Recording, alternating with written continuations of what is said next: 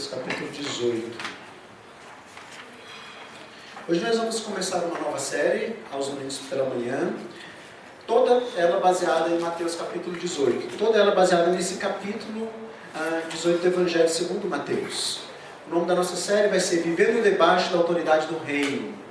Vivendo debaixo da autoridade do reino. E nós vamos ver então, domingo após domingo, as características dos cidadãos do reino. Como são os cidadãos do reino? Como é que o mundo olha para os cidadãos do reino e o que o mundo tem que ver nesses cidadãos do reino? Nós vamos então ver cada uma dessas características baseado no capítulo 18 do Evangelho de Mateus. E para começarmos eu quero ler então versículo 1 ao 5. Evangelho segundo Mateus diz assim: Naquela hora aproximaram-se de Jesus os discípulos perguntando: Quem é porventura o maior no reino dos céus? E Jesus, chamando uma criança, colocou-a no meio deles e disse: Em verdade vos digo que, se não vos converterdes e não vos tornardes como crianças, de modo algum entrarei no reino dos céus. Portanto, aquele que se humilhar como esta criança, este é o maior no reino dos céus. E quem receber uma criança tal como esta em meu nome, a mim me recebe. Vamos orar? Pai querido, nós queremos te agradecer mais uma vez e agora pela leitura da palavra. E nós temos consciência dos nossos pecados, Deus querido. Nós temos consciência que os nossos pecados nos cegam para a verdade. Que eles muitas vezes não nos permitem enxergar aquilo que o Senhor quer nos ensinar. Mas eu quero pedir nessa manhã que o Senhor abra os olhos dos nossos corações. Que o Senhor nos perdoe pelos nossos pecados. Que o Senhor nos dê a graça, Deus querido, de entendermos a Tua mensagem a respeito desses pecados. E que o Senhor nos dê um poder para vivermos o que entendemos. Ajuda-nos, Deus querido, agora, no texto exposto, a entender a Tua verdade e a viver a Sua verdade. Em nome de Jesus que agradecemos e pedimos. Amém. Meus irmãos, então, como eu já falei, nós vamos começar então a falar das características dos cidadãos do reino de Deus. E nesses 5 primeiros versículos, a primeira característica que nós vamos ver, que é algo essencial, singular, importante no cidadão do reino, é que o servo do reino é humilde. O cidadão do reino de Deus, ele é humilde. Então a primeira característica que nós vamos ver de um cidadão do reino de Deus é humildade. E baseado nesses versículos aqui. Eu estava lendo um artigo essa semana de um escritor chamado Max Befer. Max Befer foi aluno do seminário de Westminster e hoje é um pastor presbiteriano nos Estados Unidos. E ele escreveu um artigo no site do seminário de Westminster, lá nos Estados Unidos, na internet, que eu li essa semana e eu achei bem interessante, que vai falar exatamente sobre a questão do orgulho. E ele fala o seguinte, desse artigo, quando ele vai trabalhar o orgulho, ele conta um pouco da sua história pessoal. E ele fala que ele sempre recebeu muita atenção. Não importava onde estivesse, com quem estivesse, as pessoas sempre notavam a sua presença. Sempre saía de uma noitada com mais um número de telefone no bolso. Sempre saía com um número de telefones de mulheres muito bonitas no seu bolso. No restaurante, por exemplo, as garçonetes sempre lhe davam o número do seu telefone. 3 vezes caças-talentos de agências de modelo fizeram um convite a ele. E uma mulher lhe disse que ele era o homem mais bonito que ela jamais havia visto em sua vida. Além da aparência física, o Befer, ele tinha excelentes notas na escola. Atleticamente, ele era um dos melhores da escola. Conseguia jogar todos os esportes populares e jogava bem. No entanto, toda essa atenção teve um custo. Ele fala que... Só um pouquinho. Ele fala que aquela atenção recebida das pessoas em algum momento o escravizou.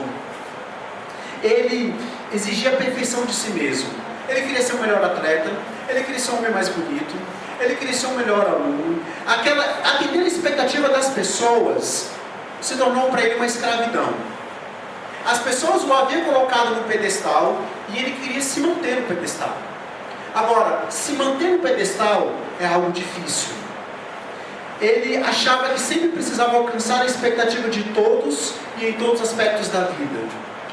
Mas ele começou a entender que a perfeição era impossível.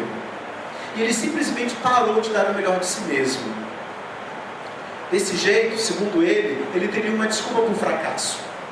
Eu não estou fracassando porque eu sou ruim, eu estou fracassando porque eu não quero mais ser o melhor. Ele se retraiu e o medo começou a dominar. Quanto mais atenção e sucesso conseguia, mais medo ele tinha. Ele diz que algumas vezes ele desistiu de ir a festas porque ele não conseguia se arrumar tão bem quanto ele achava que tinha que se arrumar. O medo instalou-se em seu coração. E ele simplesmente parou de buscar boas notas, parou de jogar, parou de se arrumar. Ele achava o seguinte: é melhor que as pessoas entendam que eu estou desistindo do que elas entenderem que eu fracassei. Ele simplesmente não tinha mais relacionamentos sociais. Por quê? Porque ele não queria decepcionar as pessoas. O medo de decepcionar o impedia de fazer o que ele fazia. Ele tornou-se um prisioneiro. No primeiro momento ele era prisioneiro da vaidade. No primeiro momento ele era prisioneiro das expectativas. No segundo momento ele se tornou prisioneiro do medo. E um dia, ele já no seminário, estudando para ser um pastor, ele estava sentado sozinho na biblioteca estudando. Mas ele fala que ele não estava de verdade se esforçando. A preocupação com o fracasso o consumia naquele momento. Ele estava tão preocupado com dar o seu melhor para tirar uma boa nota e assim ser respeitado pelas pessoas, que ele não conseguia simplesmente estudar. E todas as atitudes dele estavam centradas nele, não em Deus. Ele queria ser bem sucedido, ele não queria fracassar, ao mesmo tempo o medo dominava, e ele começou a ter uma crise. Ou eu me torno um bom aluno e me torno um bom pastor consequentemente, ou eu desisto de tudo por causa do medo que eu tenho de não conseguir ser tão bom quanto eu desejo ser. E aí um colega de sala apareceu em sua frente e perguntou para ele: você está estudando grego? Ele disse: estou tentando, pelo menos. Mas parece que estou mais preocupado em se irei bem na prova do que em estudar para a prova. E seu amigo disse para ele: você está servindo o Senhor cruel. Porque ao invés disso, você não passa a servir o Deus misericordioso. Ele falou que nunca havia pensado nesse sentido. Ele nunca tinha pensado na vaidade, no orgulho, no medo, como sendo senhores cruéis. Quando aquele amigo disse isso a ele, deixou claro para ele o que estava realmente acontecendo no seu coração, ele começou a refletir sobre toda a sua vida. Aquilo ficou martelando em sua cabeça. E ele entendeu então porque ele estava tão preocupado e aflito. Não era em si o medo, não era em si a expectativa das pessoas. Eram os seus deuses cruéis que o escravizavam em seu coração, que não permitiam que ele fosse feliz como ele desejava. Ali o orgulho dele foi desvendado, e o seu orgulho começou a ser modificado. O texto que nós acabamos de ler vai falar sobre isso. Vai falar sobre humildade, vai falar sobre orgulho. Vai falar sobre essa característica essencial do servo do reino, que é ser humilde. E vai fazer um contraponto com toda a proposta que nós temos social diante de nós. Com toda a avalanche de coisas que nos empurram para sermos o contrário do que o Evangelho nos chama a ser. Com toda a nossa volta que nos empurra para sermos orgulhosos e não humildes. Lembre-se, esse texto aqui, ele se passa depois de uma madrugada. E depois de um episódio vergonhoso, em que os discípulos tentaram expulsar demônios sem autoridade divina. Saindo dali, eles vão com Jesus para Cafarnaum, a base missionária de Jesus Cristo. Chegando lá, Jesus os chama, e Jesus já havia percebido um zum no caminho, uma conversa no caminho. Ele já havia percebido que eles estavam acalorados, debatendo alguma coisa no caminho. E aí Jesus, então, nesse momento, é o que ele pergunta: o que vocês estavam conversando? E aí ele, entendendo já o que eles estavam conversando, ele pergunta: quem é o maior? E o assunto era, aliás, quem é o maior no reino de Deus? Quem será o maior? E Jesus, então, mais uma vez, ele responde a pergunta em forma de pergunta, mas já responde consequentemente a própria pergunta. Quando chega em casa, então, o Senhor Jesus Cristo pergunta a eles, igual um pai que pergunta ao filho, sabendo o que o filho falou, mas que pergunta porque quer ouvir da boca do próprio filho. Do que vocês viram falando no caminho? Para vocês, quem é o maior no reino de Deus? E eu fico imaginando eles se entreolhando, olhando um para o outro, talvez sua consciência já acusando que a conversa não havia sido assim tão edificante, com um certo receio. O Evangelho de Marcos, que é o texto paralelo a esse texto, vai nos dizer que eles guardaram silêncio, que eles ficaram meio que envergonhados, constrangidos. Lembre-se, esses homens receberam o treinamento intensivo de Jesus Cristo, o mais perfeito exemplo de humildade que nós temos no planeta, o mais perfeito exemplo de disposição de servir o outro. Eles encontravam-se então agora envolvidos em uma disputa para saber quem era superior ao outro. E Jesus conhecia o coração dos seus discípulos. Ele conhecia o coração dos discípulos e ele conheceu como ele conhece os nossos corações. É como se os discípulos estivessem fazendo aquele jogo que criança gosta muito de fazer, né? Né, meninos? Vocês muitas vezes fazem isso. Vocês falam assim, não, eu sou mais bonito do que você. Não, mas o meu carrinho é mais potente do que o seu. Olha como ele corre mais. Não, a minha Barbie tem casinha, tem bonequinho, tem caminha, tem carro, tem salão, roupa de festa. E a sua não tem. O meu condomínio tem piscina, o seu não tem. Criança faz muito bem esse jogo. E nós vemos elas fazendo esse jogo. Era mais ou menos isso que os discípulos estavam fazendo. Mas isso acontece só com as crianças? Não. Conosco também adultos, de uma maneira bem mais elaborada, bem menos grosseira, bem menos reveladora do coração. Mas nós também fazemos o mesmo jogo. Por que nós fazemos isso? Por que nós disputamos para saber quem é superior ao outro? Por que nós disputamos para saber quem é melhor do que o outro? Seja dando uma festa melhor do que a do outro, seja usando uma roupa melhor, seja tendo um carro melhor, seja comprando um apartamento mais suntuoso, seja esfregando na cara o quanto eu ganho bem, o quanto o meu emprego é bom. Por que nós fazemos isso? Por causa do germe do coração humano, que se eleva em nossas vidas desde muito cedo. Por causa do pecado em nossos corações, que desde pequeno começa a se revelar em nossas vidas. Desde pequeno nós queremos ser maior do que o outro. Desde pequeno nós queremos mostrar superioridade aos outros. Será que não é isso que a gente faz? Quando alguém emagrece e a gente vira para ele e fala assim, você emagreceu, que legal, mas ainda falta muito para chegar na minha silhueta. Ou será que quando a gente fala assim, bonita camisa, Fernandinha, mas onde você comprou essa não tinha de homem, não? Ou será que a sogra que vira para a nora e diz assim, olha, você está melhorando o cuidado da sua casa, mas ainda falta muito para chegar ao meu nível. É isso que a gente está fazendo quando a gente pensa, sente ou fala coisas como essa. Nós estamos colocando as coisas em base de superioridade. Quem é melhor do que quem? Quem é superior a quem? E os discípulos fizeram o mesmo. Eles estavam disputando no caminho quem era o melhor no reino de Deus. Quem seria o mais exaltado? Quem seria deles o maior de todos? Eu fico imaginando talvez a conversa entre eles. Pedro dizendo que era o líder, então ele deveria ser superior. Tiago e João dizendo que também viu a transfiguração. Nós somos como os discípulos. Nós achamos que a grandeza tem a ver com dinheiro, tem a ver com fama, tem a ver com beleza, tem a ver com cultura, tem a ver com status social, tem a ver com reconhecimento, com liberdade para fazer o que nós queremos. Nós ainda medimos as coisas por esses parâmetros.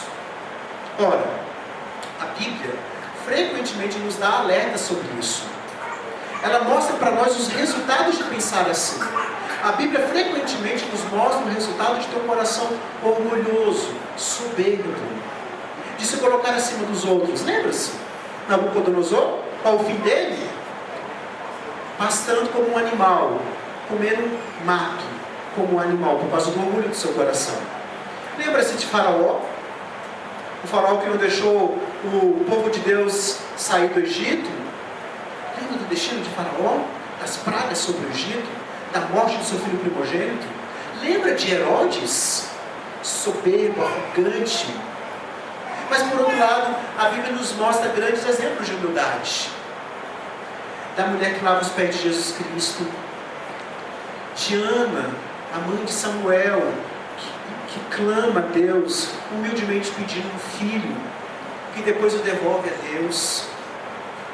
Da mulher com hemorragia, que toca nas vestes de Jesus Cristo, se prostra, se esgueira por entre a multidão para tocar nas vestes de Jesus Cristo e é curada. Depois, quando Jesus pergunta quem o tocou, ela fica toda envergonhada, com medo de se mostrar. Sem falar, é claro, no maior exemplo de humildade que já pisou os pés desse planeta, o próprio Senhor Jesus Cristo, servo, submisso, obediente, foi até a cruz em completa submissão ao Pai. Meus irmãos, a Bíblia vai nos mostrar que a humildade é o caminho da vida e a soberba é o caminho da morte. Eu quero te perguntar nessa manhã, qual é o caminho que você está trilhando? Da humildade ou da soberba? Da vida ou da morte? Qual é a grande expectativa do seu coração? Qual é a grande alegria do seu coração? O que alegra o seu coração? O que deixa você com grande prazer, com grande expectativa? Quando você recebe os aplausos? Quando você é elogiado? Quando você é querido? Quando você é aceito?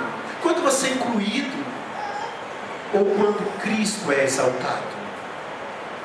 Quando você recebe a validação da sua grandeza? Ou quando Cristo recebe a validação da sua grandeza? Quando você é glorificado ou quando Cristo é glorificado? Você é alguém que busca competir em tudo? Você é alguém que busca ser grande e poderoso? Tem gente que gosta, por exemplo, de competir na criação de filhos. Olha como meus filhos são mais obedientes do que os seus. Olha como meus filhos são mais comportadinhos do que os seus. Tem gente que gosta de competir porque se sente muito piedoso. Olha como eu sou modesto. Olha como eu consigo fazer culto doméstico todos os dias em minha casa. É esse o seu caminho? Mostrar que você é superior aos seus irmãos? É esse o seu caminho? Se for esse o seu caminho, você está no caminho da morte. É só olhar para as Escrituras e ver todos aqueles que deixaram a soberba tomar o seu coração o fim deles. O chamado do Evangelho não é para fazer o seu nome grande. O chamado do Evangelho não é para fazer o seu nome grande. Essa é a proposta que Satanás fez a Adão e Eva. Lembram-se de Gênesis capítulo 3? Lembram do que aconteceu no Éden? Vocês querem ser igual a Deus? Vocês querem conhecer o bem e o mal igual a Deus? Lembra-se da proposta de Satanás? A proposta de Satanás foi: não sejam submissos, não sejam humildes, não se curvem diante do Criador, sejam o Criador, sejam Deus sobre a vida de vocês, sejam independentes, façam o que quiserem. Nós vimos as consequências de Adão e Eva quererem fazer o que queriam, de Adão e Eva se deixarem dominar pela soberba, pelo orgulho, e de não serem humildes. Com certeza os discípulos esperavam que o Salvador estabelecesse imediatamente um reino de caráter militar e político. Com certeza eles estavam esperando que haveria uma glória terrena, que Jesus seria o rei dessa glória terrena e que aí eles teriam os cargos de destaque nesse reino. Com certeza eles estavam achando que a sua própria glória seria firmada. E eles se perguntavam: qual de nós vai ser o mais proeminente? Qual de nós vai ser o maior nesse reino? Aqui nós vemos os desejos do coração dos discípulos sendo expostos. Não há nada de sutil nessa discussão. Eles não estão pedindo, por exemplo, o privilégio de apoiar Jesus Cristo durante o sofrimento pelo qual ele passaria. Eles não pedem fé para suportar o sofrimento. Eles querem ser famosos. Os discípulos definiram grandeza como poder e posição e desejavam títulos. Queriam respeito, queriam aclamação, queriam importância. Aqueles corações dominados pelo orgulho queriam os aplausos deste mundo, queriam os destaques facebookianos deste mundo. Jesus para eles era apenas uma forma de conquistar aquilo que o coração desejava. Jesus era apenas uma forma de conquistar o seu grande objetivo de exaltação pessoal. E você? Será que não é assim também que você tem se relacionado com Cristo? Será que Ele não tem sido para você apenas um trampolim para você alcançar o que você deseja? Será que você não tem usado Jesus Cristo para se sentir mais aceito entre as pessoas, por exemplo?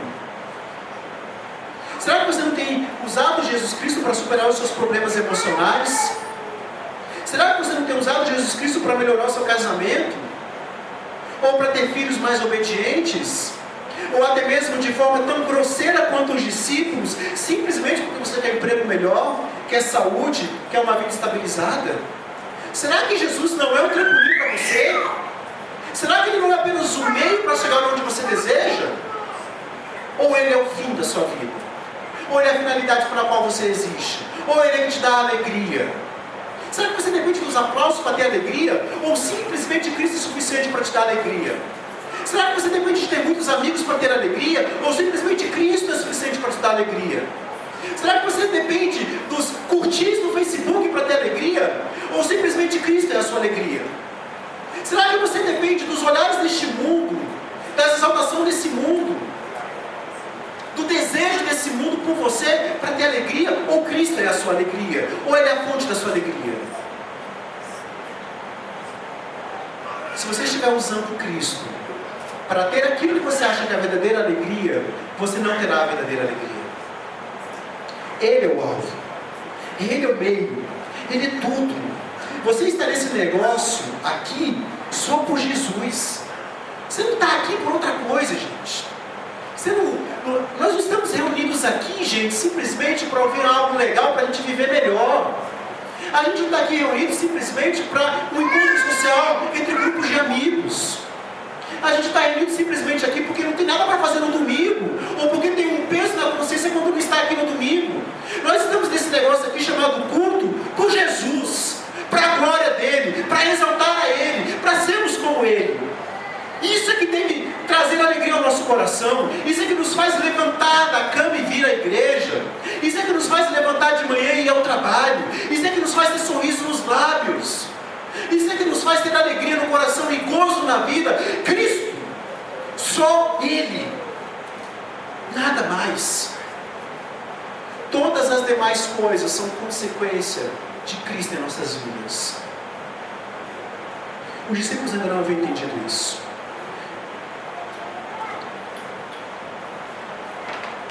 Agora, Jesus vai mudar radicalmente o conceito de grandeza para os discípulos. Olha o que Ele fala a partir do versículo 2. E Jesus, chamando uma criança, colocou no meio deles e disse: é verdade, vos digo que se não vos converterdes e não vos tornardes como crianças, de modo algum entrareis no reino dos céus. Porquanto aquele que se humilhar como esta criança, esse é maior no reino dos céus. E quem receber uma criança tal como esta em meu nome, a mim me recebe. Olha como Jesus Cristo é misericordioso. Olha como Ele é gentil para com seus discípulos, encharcados, com os corações encharcados de orgulho, de soberba. Ele chama uma criança para o centro da roda e pacientemente redefine grandeza. Você percebe a paciência de Jesus Cristo? Você percebe o amável compromisso que o Senhor tem de ensinar o que aqueles que estão diante dele precisam aprender desesperadamente? Jesus não critica ou proíbe categoricamente eles quererem grandeza. Jesus não proíbe ou os critica por quererem ambição. Jesus não os impede de quererem ser grandes. Em vez disso, Ele redireciona a ambição. Ele redireciona o conceito de grandeza. Ele fala: vocês querem ser grandes? Tudo bem, não tem problema querer ser grande. Mas eu vou ensinar como vocês devem ser grandes. Para vocês serem grandes, preciso se tornar como essa criança. Na verdade, Jesus se refere a uma característica específica da criança que os discípulos também deveriam ter: humildade. Ele quer dizer, para vocês serem grandes, não tem problema querer ser grande.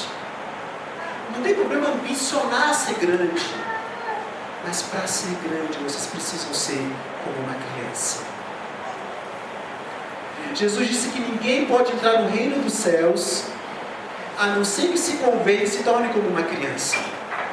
A imagem que surge na mente de muitos de nós adultos, quando ouvimos essas afirmações de Jesus Cristo, talvez seja de pureza infantil, mas nós sabemos que as crianças não são tão puras. Talvez seja da inocência infantil, mas também sabemos que elas não são tão inocentes. Talvez da dependência das crianças para com seus pais. Virtude essa que poucos de nós queremos ter. Assim, a conclusão lógica que muitos fazem quando olham para essa passagem é: eu não vou entrar no reino dos céus, porque eu não consigo ser como uma criança. A infância para muitos adultos é como uma lembrança. Para uns bons, para outros ruins. Eu vejo muito isso nos aconselhamentos. Muitas pessoas têm lembranças ruins da infância, outras têm lembranças boas, outros têm as duas. Em geral, nós temos lembranças boas e ruins da infância.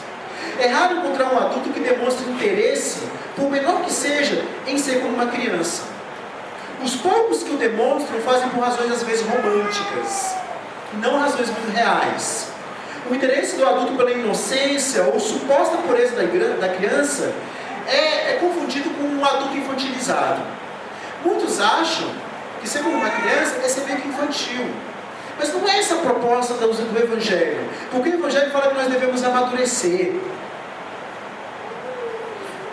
Ao tomar uma criança como exemplo daqueles que entrarão no reino dos céus, Jesus tem em mente não essas imaginações românticas que nós temos, ou mesmo um adulto infantilizado. Ao tomar uma criança como exemplo, Jesus nos ajuda a corrigir uma compreensão equivocada que temos dessa virtude da humildade. Os discípulos discutiam entre si qual deles era o maior no reino dos céus. Conversa muito típica de adultos. No meio dessa discussão, Jesus então toma essa criança e diz que quem se humilhar como ela, este sim será o maior no reino dos céus. O que é então ser como uma criança? É conhecer essa condição de filho e de filha. É reconhecer: eu sou filho de um Deus Supremo. E como o filho se porta? O filho se porta em obediência. O filho se porta em independência. O filho se porta em aprender com um adulto que ele precisa aprender para a vida. Um filho se porta como aquele que precisa agradar ao seu pai, a quem ama. Por mais que nossas crianças muitas vezes nos desobedeçam, há um desejo de obedecer. Há algo ali que as faz obedecer. Elas amam os seus pais. Elas entendem essa relação de pai e filho. É confuso dentro delas, é uma luta por causa do pecado dentro do coração delas. Mas elas entendem que essa relação é diferente da relação que elas têm com os amigos. É diferente da relação que elas têm com o professor da escola. É diferente da relação que elas têm com o tio, com o avô. Agora, então reconhecer-se como uma criança, reconhecer-se como alguém criado, que tem um Criador, que vive para esse Criador numa relação de filho e pai. É olhar para Jesus e ver como Jesus se relacionou com o Pai e imitar o exemplo de Jesus Cristo. Agora é curioso como essa fronteira entre orgulho e humildade é estreita. Por exemplo, ser elogiado pode, por ter feito algo bom, não é um pecado. Não é um pecado receber um elogio por ter feito uma coisa boa. Isso não é um pecado, nem dar o elogio, nem receber o elogio. Ele é legítimo. E sinceramente é legítimo o prazer que nós temos quando recebemos o elogio. Qual vai ser o grande prazer que nós vamos ter quando estivermos diante de Deus? Quando Ele nos elogiar, Ele vai dizer o seguinte: muito bem, servo bom e fiel. Isso é um elogio. E nós vamos ter grande prazer, grande alegria quando fomos elogiados por Deus e estivermos diante dele após a morte. Então o elogio, ele nos enche de prazer por ter agradado aqueles a quem amamos. Porém, o elogio pode se tornar uma fonte de prazer em si mesmo. Nesse caso, não se procura agradar a pessoa amada, mas sentir-se valorizado e importante para a pessoa amada. Essa é a linha tênue entre a humildade e o orgulho. quando eu faço alguma coisa pelo outro, não por amor ao outro, mas eu faço quando eu quero, por querer receber algo em troca. Seja um elogio, seja um olhar de gratidão, seja um sorriso nos lábios, mas eu espero receber. Como que eu sei isso? Como eu sei que meu coração espera isso? Você sabe, quando você não recebe, como é a sua reação? Você vira e pensa, que pessoa ingrata. Você fica emburrado, chateado, amargurado, você fala mal da pessoa. Essas reações revelam que o que estava motivando o que eu fiz não era humildade, mas sim orgulho. Era o querer ser elogiado, o querer ser apreciado, aplaudido, amado, querido. É nesse ponto que o adulto deixa de ser criança. É nesse ponto que o adulto, então, ele se deixa dominar pelo orgulho e não pela humildade. Então, tornar-se como criança significa reconhecer a condição de criatura e saber que nada nos alegra mais do que agradar ao nosso Pai. É por isso que Jesus nos ensina a entrar no quarto, fechar a porta para aprender a orar. Orar em público pode nos levar ao orgulho. Sabe quando você ora em público, alguém elogia sua oração? Ou quando você vai contabilizando os améis? Muitas vezes o amém da oração serve como curtir no Facebook. Quanto mais amém, eu estou bem, estou orando legal, estou orando bonito, as pessoas estão gostando. Aprendemos a orar por causa dele, não por nossa causa. Devemos orar para agradá-lo, não para sermos agradados. O Senhor Jesus Cristo é claro, meus irmãos. Eu vou reler um versículo para ficar bem claro na mente de vocês. Eu quero, por favor, pedir que você leia na sua Bíblia. Porque eu quero que os seus olhos vejam, eu quero que o seu tato sinta, eu quero que os seus ouvidos ouçam o que Jesus vai dizer para todos nós. Versículo 3. E disse: em verdade vos digo que se não vos converterdes e não vos tornardes como crianças, de modo algum entrareis no reino dos céus. Você não vai entrar no reino dos céus se não for humilde. Não sou eu que estou dizendo, é a palavra. Não tem que, pastor, mas essa já está errada, tem uma outra interpretação para isso. Não, o texto é muito claro. Você não vai entrar no reino de Deus se não for humilde. Somente os humildes entrarão no reino dos céus. A verdadeira fé, então, não é fazer grandezas em nome de Deus, mas viver de forma que agrade. Não é isso que os pais esperam de uma criança? Não é isso que os pais querem? Que a criança seja liberta da tirania da sua vaidade, da busca insana de autorrealização, da necessidade infantil de ser admirada e reconhecida? Então, tornar-se como uma criança é viver para aquele que nos criou e agradá-lo. Ser como uma criança é se colocar em uma situação de aprendiz, entendendo que precisa observar, perguntar, entender, enfim, aprender para se tornar maduro. Gente, como é incrível, como no nosso meio as pessoas não querem aprender. As pessoas não querem estar nos cultos públicos, as pessoas não querem participar da escola dominical, não querem participar dos treinamentos oferecidos pela igreja, não querem participar dos estudos de semana, porque em alguns casos o coração diz: eu não quero aprender isso, eu não preciso aprender mais disso. Isso revela a falta de humildade. Isso revela a falta de interesse em ser como Cristo. Porque como a gente se torna como Cristo? Como uma criança se torna como um adulto maduro? Me diz, como é que uma criança aprende a ser um adulto maduro? Como uma criança aprende a usar garfo e faca? Como uma criança aprende a ler e escrever? Como uma criança aprende a se vestir? Como uma criança aprende a ser gentil? Aprendendo com os adultos, com os seus pais. Ela precisa observar, ela precisa ouvir, ela precisa estar atenta, ela precisa aprender. Como você vai se tornar como Cristo se você não gosta da palavra de Deus, não ama a palavra de Deus, não busca a palavra de Deus? Como? Não vai ser. Desculpa, mas não vai ser. Você precisa entender que tem que aprender. Isso é humildade. Os soberbos acham que não precisa aprender. Os soberbos acham que são sábios aos próprios olhos, que não precisam do conhecimento da palavra. Aqui nós temos uma inversão profunda e histórica acontecendo. E nisso reside a grandeza diante de Deus. Isso significa mudar por completo nossas antigas ideias mundanas e obstinadas sobre grandeza.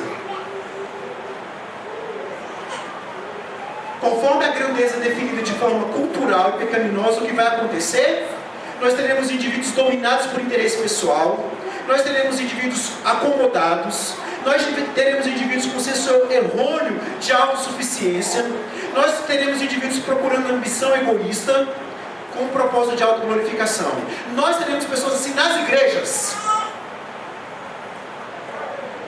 totalmente contracultural de acordo com o Evangelho.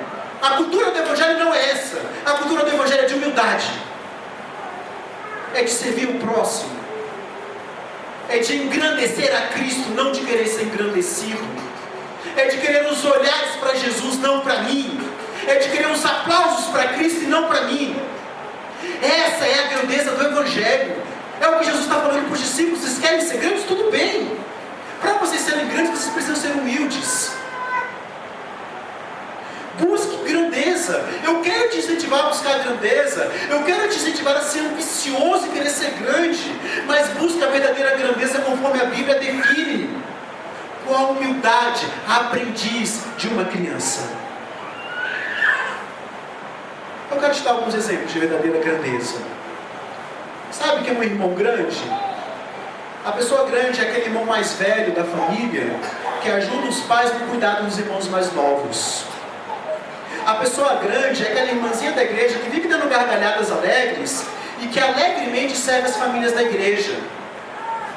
A pessoa grande é aquele homem de negócios bem sucedido durante a semana, que no final de semana trabalha como voluntário na igreja, estacionando os carros. Eu vi isso, sabe qual igreja? Igreja Batista do Morumbi, lá em São Paulo.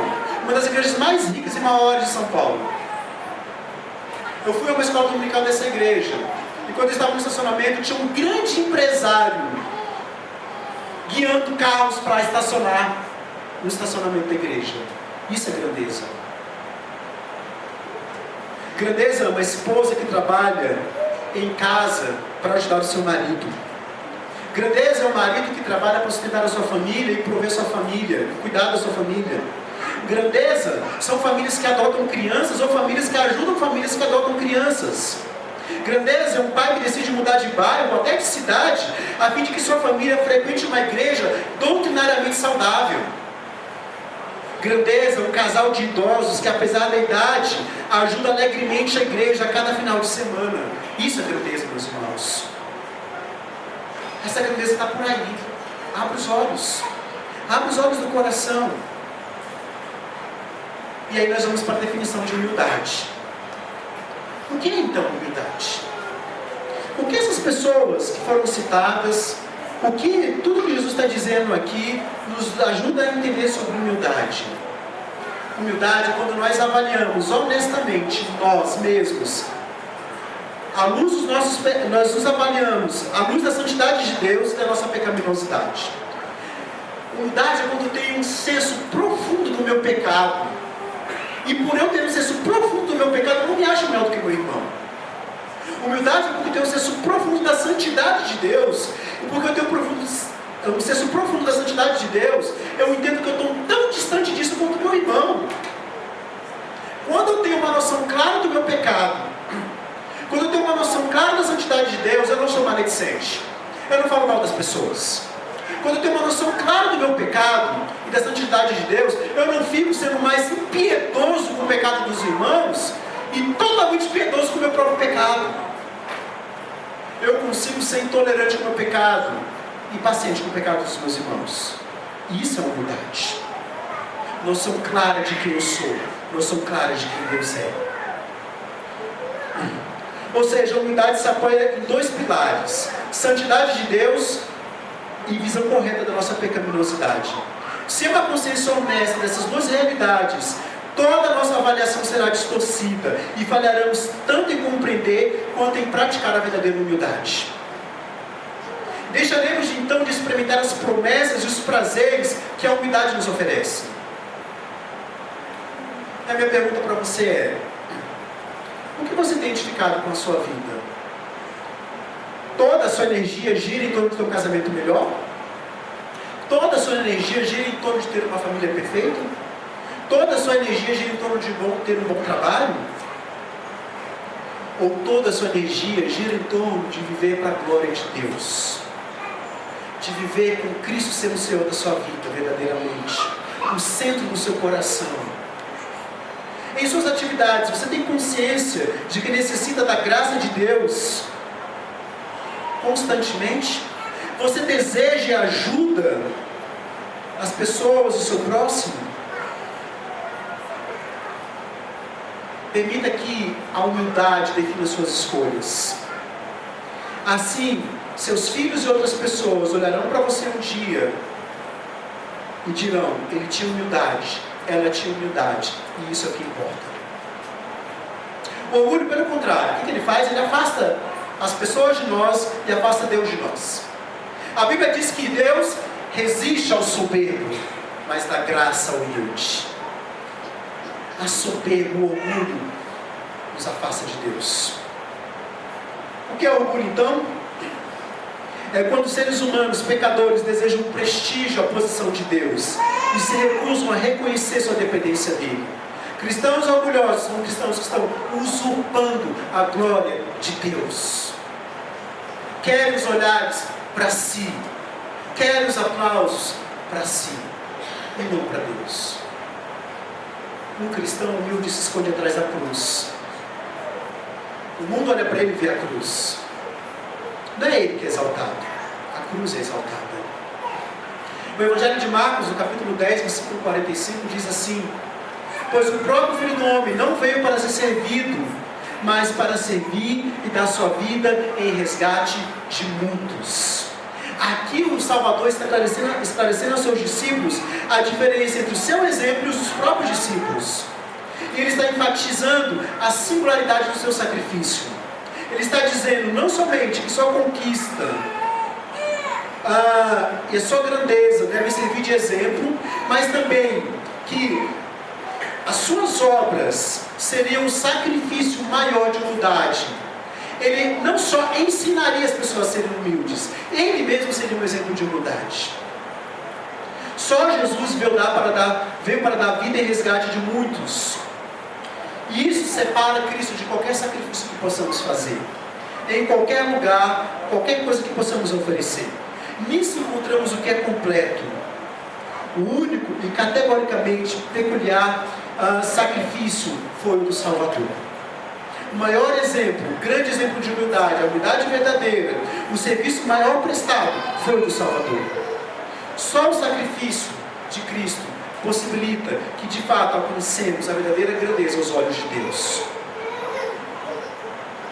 Há um diálogo no livro A Sociedade do Anel, bem interessante, que diante de uma dificuldade, Frodo diz a Gandalf, ele diz o seguinte: eu gostaria que isso não tivesse acontecido em minha época. Gandalf responde: eu também, como todos os que vivem nesses tempos, mas a decisão não é nossa. Tudo o que temos que decidir é o que fazer com as circunstâncias que nos são dadas. Eu lanço para você essa pergunta: o que você tem feito com as circunstâncias que são dadas a você? O que você tem feito quando você não recebe os aplausos e elogios que você deseja? O que você tem feito quando você não recebe a aceitação que você deseja? O que você tem feito quando você não recebe o elogio desejado? O que você tem feito quando você não é valorizado quanto você gostaria de ser?